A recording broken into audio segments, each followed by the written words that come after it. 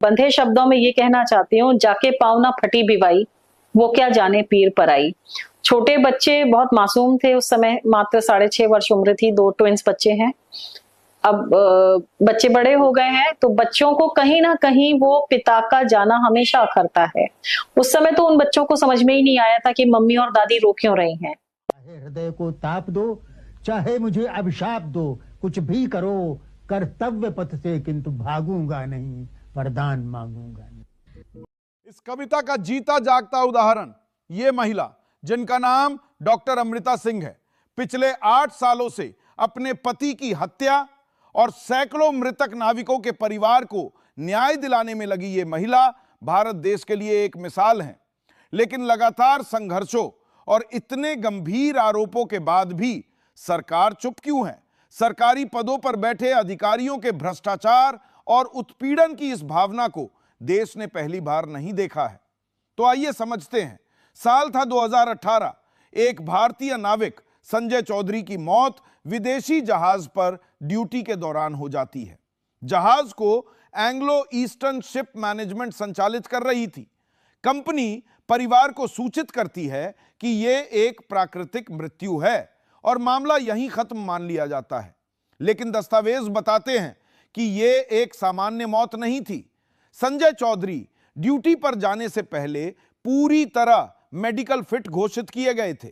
इसके बावजूद उनकी मौत के बाद ना तो पूरी मेडिकल जांच की गई, ना फॉरेंसिक प्रक्रियाएं पूरी हुई और ना ही मेडिकल बोर्ड द्वारा उठाए गए सवालों का कोई स्पष्ट जवाब दिया गया।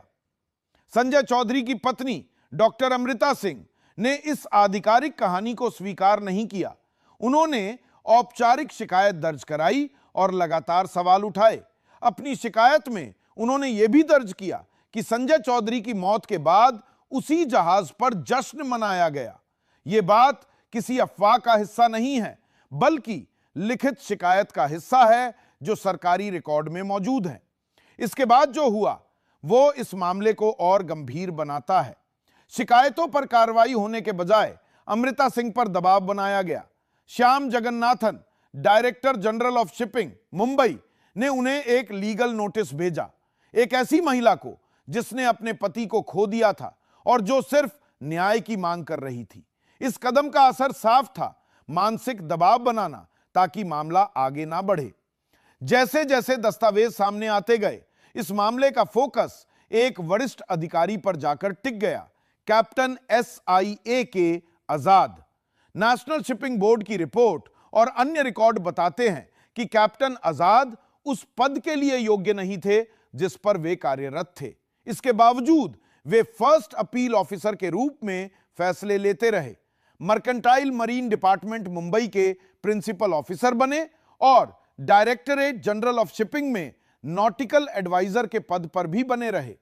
शिकायतों में कहा गया है कि एक अयोग्य अधिकारी का इतने संवेदनशील पदों पर बने रहना जांच प्रक्रिया, लाइसेंसिंग और जवाबदेही तंत्र को प्रभावित करता रहा।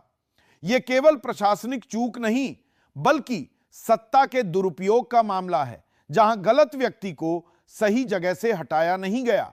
दस्तावेज यह भी दिखाते हैं कि भर्ती प्रक्रिया में ई-माइग्रेट पोर्टल और फॉर्म 1 का उपयोग कर नाविकों को अलग अलग जहाजों पर भेजा गया।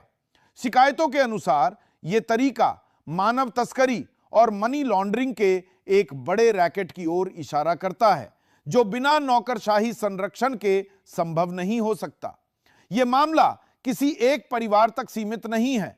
2018 के बाद 300 से अधिक भारतीय नाविकों की मौत हुई है और कई लापता हुए हैं।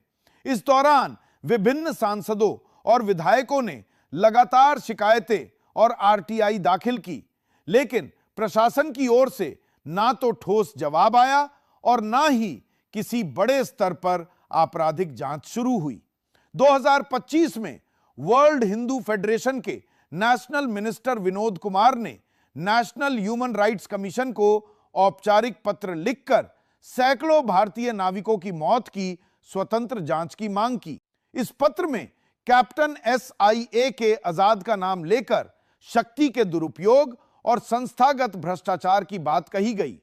इन सभी तथ्यों को एक साथ देखें तो यह साफ हो जाता है कि यह किसी एक मौत का मामला नहीं है, यह उस नौकरशाही व्यवस्था की तस्वीर है जहां भ्रष्ट अधिकारी सत्ता में बने रहते हैं, शिकायतों को दबाया जाता है और इंसानी जान की कीमत सबसे कम मानी जाती है।